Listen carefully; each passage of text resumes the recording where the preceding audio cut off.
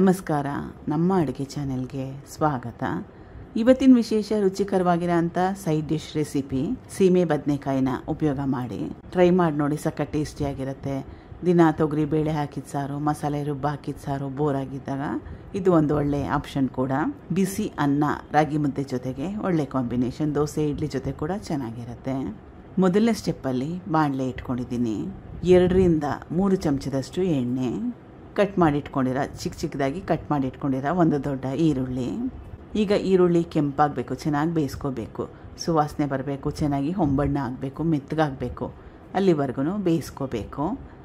High flame ಬೇಡ, low to medium ಫ್ಲೇಮ್ನಲ್ಲಿ ಇಟ್ಕೊಳ್ಳಿ. ಈಗ ಈರುಳ್ಳಿ ಚೆನ್ನಾಗಿ ಬೆಂದಿದೆ, ಹೊಂಬಣ್ಣ ಬಂದಿದೆ, ಮೆತ್ತಗಾಗಿದೆ. ಇದು ಕಟ್ ಮಾಡಿ ಇಟ್ಕೊಂಡಿರೋ 2 ದೊಡ್ಡ ಟೊಮ್ಯಾಟೊ, ನಾಟಿ ಟೊಮ್ಯಾಟೊ, ಫಾರ್ಮ್ ಟೊಮ್ಯಾಟೊ ಯಾವುದಾದ್ರೂ ಪರವಾಗಿಲ್ಲ. ಬೆಟ್ಟದ ನೆಲ್ಲಿಕಾಯಿ ಸೈಜಷ್ಟು ಹುಣಸೆ ಹಣ್ಣು, ಬೀಜ ನಾರನ್ನೆಲ್ಲ ತೆಗೆದುಬಿಡಬೇಕು. ಈಗ ಕಲಿಸ್ಕೊಂಡು ಟೊಮೆಟೊ ಚೆನ್ನಾಗಿ ಮೆತ್ತಗಾಗಬೇಕು, ಅಲ್ಲಿವರೆಗೂ ಬೇಯಿಸ್ಕೋಬೇಕು. ಟೊಮೆಟೊ ಚೆನ್ನಾಗಿ ಹಣ್ಣಾಗಿರೋದ್ರಿಂದ ಬೇಗ ಬೆಂದೋಗುತ್ತೆ. ಇದು ಬೇಯಿಸಿಟ್ಕೊಂಡಿರೋ ಸೀಮೆ ಬದನೆಕಾಯಿ, ಒಂದು ದೊಡ್ಡ ಸೀಮೆ ಬದನೆಕಾಯಿನ ಉಪಯೋಗ ಮಾಡಿದ್ದೀನಿ. ಕುಕ್ಕರಲ್ಲಿ 1 ಸೀಟಿ ಕೂಗಿಸ್ಕೊಂಡಿದ್ದೆ. ಸ್ವಲ್ಪ ಮಟ್ಟಕ್ಕಷ್ಟು ನುಣ್ಣಗೆ ಮಾಡ್ಕೊಳ್ತಾ ಇದ್ದೀನಿ, ಮ್ಯಾಶ್ ಮಾಡ್ಕೊಳ್ತಾ ಇದ್ದೀನಿ. ಅಥವಾ ಈ ರೀತಿ ಮಾಡಲಿಕ್ಕೆ ಇಷ್ಟ ಇಲ್ಲ ಅಂದರೆ ಸೀಮೆ ಬದನೆಕಾಯಿನ ಸಿಪ್ಪೆ ತೆಗೆದು ತುರಿದು ಟೊಮೆಟೊ ಹಾಕ್ಕೊಂಡ್ವಲ್ಲ ಅದ್ರ ಜೊತೆಗೇ ಹಾಕ್ಕೊಂಡು ಬೇಯಿಸ್ಕೋಬೋದು. ಆ ರೀತಿ ಮಾಡಿದ್ರೂ ಚೆನ್ನಾಗಿರುತ್ತೆ, ಈ ರೀತಿ ಮಾಡಿದ್ರೂ ಕೂಡ ಚೆನ್ನಾಗಿರುತ್ತೆ. 2 ಆಪ್ಷನ್ ಇದೆ, 2 ರೀತಿಯಲ್ಲಿ ಮಾಡ್ಕೋಬೋದು. ಮ್ಯಾಶ್ ಮಾಡ್ಕೊಂಡಿದ್ದಾಗಿದೆ. ಟೊಮೆಟೊ ಕೂಡ ಚೆನ್ನಾಗಿ ಬೆಂದಿದೆ. ಬೇರೆ ಪದಾರ್ಥಗಳನ್ನ ಸೇರಿಸ್ಕೊಳ್ಳೋಣ.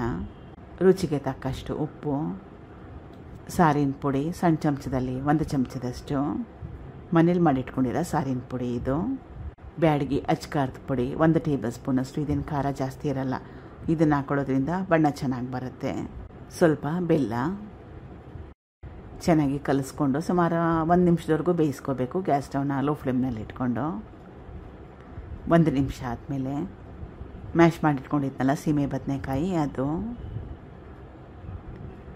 ಕನ್ಸಿಸ್ಟೆನ್ಸಿನ ನೋಡಿ ನಿಮ್ಗೆ ಯಾವ ರೀತಿ ಬೇಕು ಅಂತ ಅದರ ಪ್ರಕಾರವಾಗಿ ನೀರನ್ನ ಉಪಯೋಗ ಮಾಡಿ. ತುಂಬಾ ಜಾಸ್ತಿ ತೆಳುವಾಗಿ ಮಾಡ್ಕೊಳಕ್ಕೆ ಹೋಗ್ಬಿಡಿ, ಅಷ್ಟು ಟೇಸ್ಟಿ ಬರಲ್ಲ. ಸ್ವಲ್ಪ ಗಟ್ಟಿಯಾಗಿ ಮಾಡಿಕೊಂಡ್ರೆ ಒಳ್ಳೆಯದು. ಈಗ ಕಲಿಸ್ಕೊಂಡು ಕುದಿಸ್ಕೋಬೇಕು. ಸ್ವಲ್ಪ ಮಟ್ಟಕ್ಕಷ್ಟು ಎಣ್ಣೆ ಬಿಡಬೇಕು. ಆ ರೀತಿ ಆಗೋವರೆಗೂ ಚೆನ್ನಾಗಿ ಬೇಯಿಸ್ಕೋಬೇಕು. ಈಗ ಚೆನ್ನಾಗಿ ಕುದೀತಾ ಇದೆ. ಕನ್ಸಿಸ್ಟೆನ್ಸಿ ಕೂಡ ಸ್ವಲ್ಪ ಗಟ್ಟಿ ಬಂದಿದೆ. ಗ್ಯಾಸ್ ಸ್ಟವ್ನ ಆಫ್ ಮಾಡ್ಕೋಬೋದು. ಸಣ್ಣದಾಗಿ ಕಟ್ ಮಾಡಿ ಇಟ್ಕೊಂಡಿರೋ ಕೊತ್ತಂಬರಿ ಸೊಪ್ಪು ಹಾಕೊಂಡ್ಮೇಲೆ ಒಂದು ಸಲ ಚೆನ್ನಾಗಿ ಕಲಿಸ್ಕೋಬೇಕು. ಒಗ್ಗರಣೆ ಸೇರಿಸ್ಕೊಳ್ತಾ ಇದ್ದೀನಿ. ಇದಕ್ಕೆ ಒಗ್ಗರಣೆಗೆ ಎಣ್ಣೆ, ಸಾಸಿವೆ, ಜೀರಿಗೆ, ಹಿಂಗು, ಉದ್ದಿನಬೇಳೆ, ಕಡಲೆಬೇಳೆ, ಕರಿಬೇವಿನ ಸೊಪ್ಪನ್ನ ಉಪಯೋಗ ಮಾಡಿದ್ದೆ. ಟ್ರೈ ಮಾಡಿ ನೋಡಿ, ತುಂಬಾ ರುಚಿಯಾಗಿತ್ತು. ತಿಂದ ಮೇಲೆ ವಾಯ್ಸ್ ಓವರ್ನ ಕೊಟ್ಟಿರೋದು. Thank you for watching. ಧನ್ಯವಾದಗಳು.